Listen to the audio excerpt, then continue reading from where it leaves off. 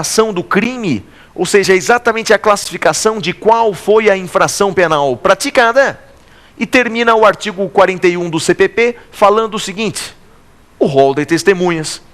Portanto, é ali na denúncia, é ali na queixa, que o autor da ação vai arrolar suas testemunhas. Então, meus amigos, em resumo, guarde esse esquema que eu acabo de falar para vocês. Nós temos a ação penal pública, cujo titular é o Ministério Público, começa por denúncia. Temos a ação penal privada, em que o titular é o ofendido e começa por uma queixa-crime.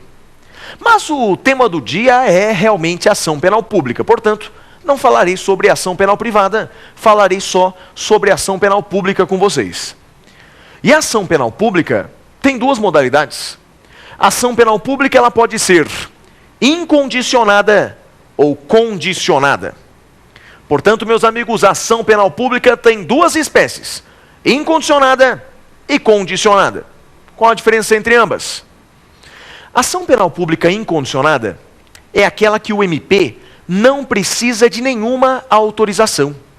Então, na ação penal pública incondicionada, o MP não precisa de nenhuma autorização, de nenhum de-acordo para iniciar essa ação penal pública. Ele, sabedor da existência do crime, tendo as provas, ele já vai oferecer denúncia. Essa é a ação pública incondicionada. E a ação penal pública condicionada? Como é que funciona a ação penal pública condicionada? Bem, na ação penal pública condicionada, o MP precisa de uma autorização.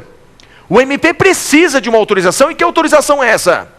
Bem, pode ser a representação do ofendido. Então, existem alguns crimes que dependem de representação do ofendido, então a vítima tem que oferecer essa representação.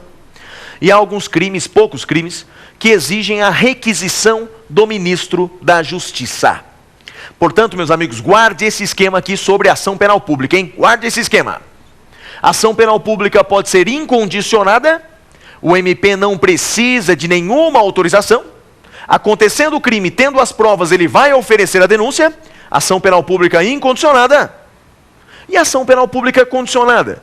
O MP precisa de uma autorização. Essa autorização pode ser a representação do ofendido e pode ser a requisição do ministro da Justiça. Vamos cair de cabeça no estudo da ação penal pública? Então vamos lá. Quais são os princípios que regem a ação penal pública? Quais são os princípios que regem a ação penal pública? Primeiro princípio, meus amigos, primeiro princípio. Princípio da obrigatoriedade. Primeiro princípio, não se engane, princípio da obrigatoriedade. E o que é obrigatoriedade? Seguinte, o Ministério Público, tendo lá o mínimo de provas, Ministério Público tendo as provas suficientes, promotor é obrigado a denunciar. Promotor é obrigado a oferecer a denúncia. Ele não tem escolha, ele é obrigado. Princípio da obrigatoriedade. Então imagine que chega lá no fórum, chega na mesa do promotor de justiça o inquérito policial sobre furto de uma bicicleta. E o promotor diz o seguinte: nossa, a nossa cidade anda tão violenta que a partir desse instante eu só vou oferecer denúncias de roubo para cima. Furtos, esses crimes menos graves eu não vou denunciar. Ele não pode, princípio da obrigatoriedade. Promotor é obrigado a oferecer a denúncia. Tendo o mínimo de provas suficientes que baseiam essa inicial, promotor é obrigado a oferecer a denúncia. Mas tem uma exceção, A Lei 9.099 de 95, a Lei dos Juizados Especiais Criminais, atenuou o rigor desse princípio. Através de um outro princípio chamado discricionariedade regrada. Meus amigos, eu estou falando sobre a transação penal. Naquelas infrações de menor potencial ofensivo, naquelas infrações previstas na Lei 9.099, aquelas cuja pena máxima não excede 2 anos, o promotor ele pode transacionar. Promotor ele pode fazer um acordo com o denunciado, pode fazer um acordo com o suspeito. Um acordo para que não haja o processo penal. Então, em resumo, guarde o princípio da obrigatoriedade. Promotor é obrigado a oferecer a denúncia. Ele é obrigado. Princípio da obrigatoriedade da ação penal pública. Mas saiba que existe essa exceção. Na Lei 9.099, preenchidos os requisitos legais, o promotor pode fazer a transação penal. Outro princípio importante que rege a ação penal pública, princípio da indisponibilidade. Esse, meus amigos, é muito importante. Indisponibilidade. E o que significa esse princípio da indisponibilidade? Significa o seguinte: promotor, começou o processo, tem que ir até o final. Promotor, começou o processo, tem que ir até o fim. Ou seja, ele não pode desistir da ação penal. MP não pode desistir da ação penal. Quer ver a prova disso? Quer ver a prova? Pergunto a vocês. Promotor, ele pode pedir a absolvição do réu? Será que o Ministério Público, lá no final do processo, ele pode pedir a absolvição do réu? Pode. Promotor de justiça pode pedir a absolvição do réu? Isso porque o promotor é fiscal da lei.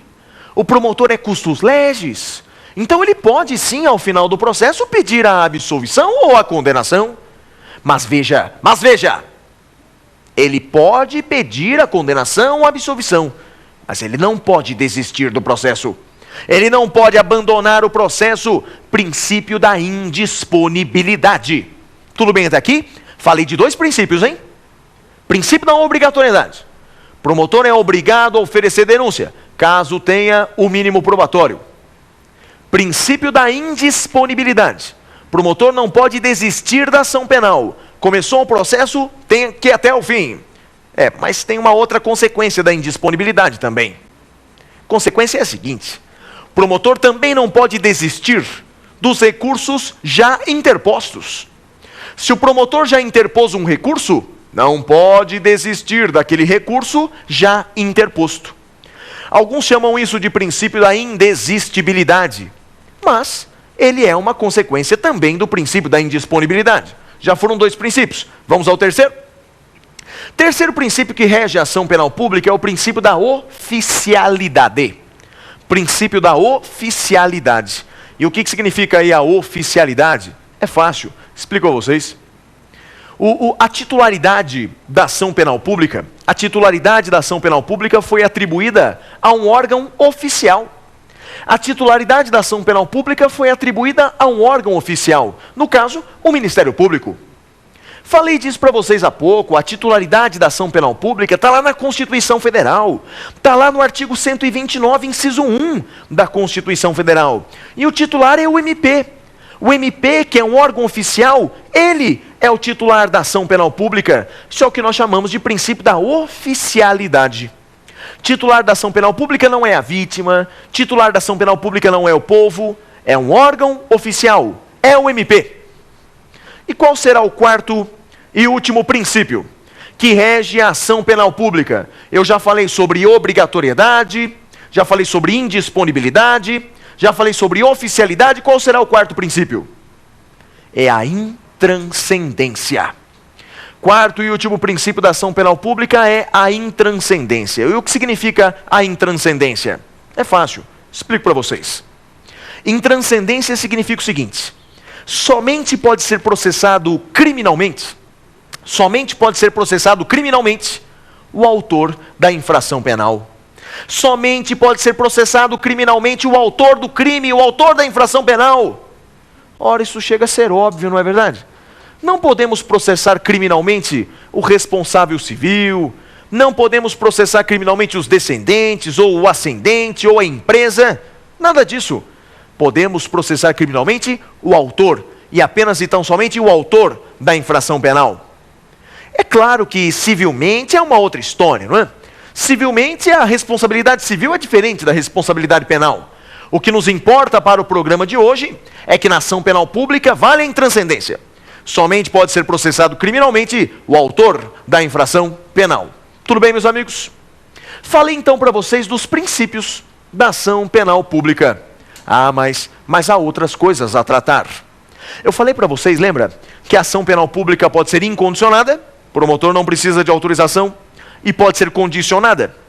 Você lembra condicionada a quê? A ação penal pública ela pode ser condicionada ou à representação do ofendido, ou à requisição do ministro da Justiça.